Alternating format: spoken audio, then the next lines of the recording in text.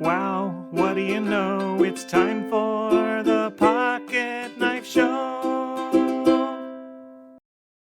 Hey, it's Mike on the mic again for another episode of the Pocket Knife Podcast.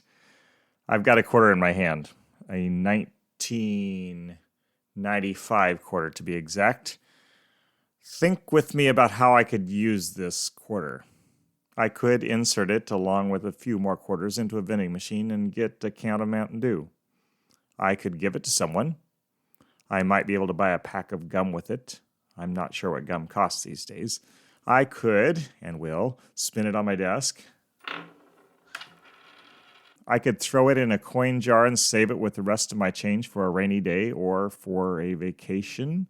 I could use it to make an either this or that decision by flipping it. I heard a guy talking about casting lots recently, and he mentioned using a coin toss to determine which of two equally good things he should do. Something like, do I go to the lake or go shopping today? Heads, it's the lake. Tails, it's shop till you drop. Flip it and do whatever the coin dictates. I'm going to flip my coin now. You call it in the air. Heads or tails. Ready? Here we go. All right, I've got a result. What did you call? Shout it out so you can't change it. It was heads. Are you going to the lake? Back to my Carter. I can use this thing in many different ways for different purposes, for good or for bad. I'm not sure how much bad I can get for 25 cents, but the possibility for a little mischief is there, I suppose. Question. Is the quarter good or bad? Neither, right? The good or bad money can do is completely dependent upon what I decide to do with it. Maybe. There's still a question of who's the master. We'll get to that in a minute. There's another object within reach as I record. My phone. Good or bad? Neither inherently. It comes down to use again, doesn't it? I can and do use it to tune my guitar. I use it every week to talk with people in my church. I keep track of my marathon training on an app I've downloaded. I get on social media to see what my friends are up to and share mostly positive content. Some of you are listening to this because you found the link I shared. I have used it to doom scroll my newsfeed in the past, but am getting that more under control with God's help and a bit of accountability through Celebrate Recovery at my church. There are ways I could use it, but haven't, which wouldn't be less savory. I could use it, as millions do, to view pornography or gamble away my vast resources. I could use it to blackmail folks or disparage them publicly. I could use it to harass people who've mistreated me or promote lies which make me or a friend look better than we actually are. Here's a new question. Am I mastering the things around me, or are they mastering me? There's this sentence in 1 Corinthians 6 which I've thought about quite a bit.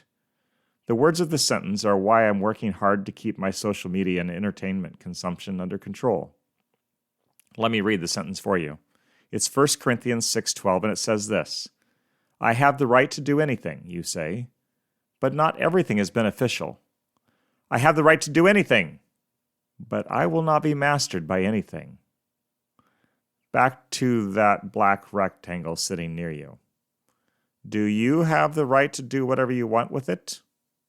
Of course you do. If you're an American, you're at liberty to use it as you please within the bounds of the law. But are all those legal things you could use your phone for beneficial? Do they benefit you? Your neighbor? Some legal things enslave you or objectify a neighbor you're called by Jesus to love. Are you mastering your phone or being mastered by it? What about your TV viewing habits? Mastered or enslaving? Your time gaming? Mastered by you? Who's in charge, the man or the machine? More importantly, the man or God? I want more than anything to be under God's perfect rule. When He rules, things are good. When I rule, they often are not. I have this bent toward sin which messes everything up in my heart and in my relationships and in my habits. I should not do what I want to do, but rather submit to God and His will and His direction and what He wants me to do. I should be mastered by Him. With God's help and direction, I have begun to show greater self-control in my use of social media and entertainment.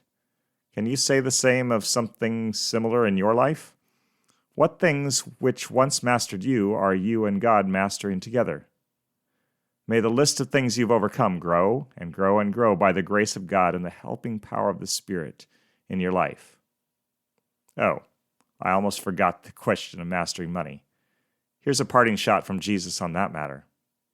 No one can serve two masters. Either you will hate the one and love the other, or you will be devoted to the one and despise the other. You cannot serve both God and money. Think on the I will not be mastered by anything theme as you consider those words and the words of the Spirit to your heart. Oh no, it's sad I know we've come to the end of the show. See you next time.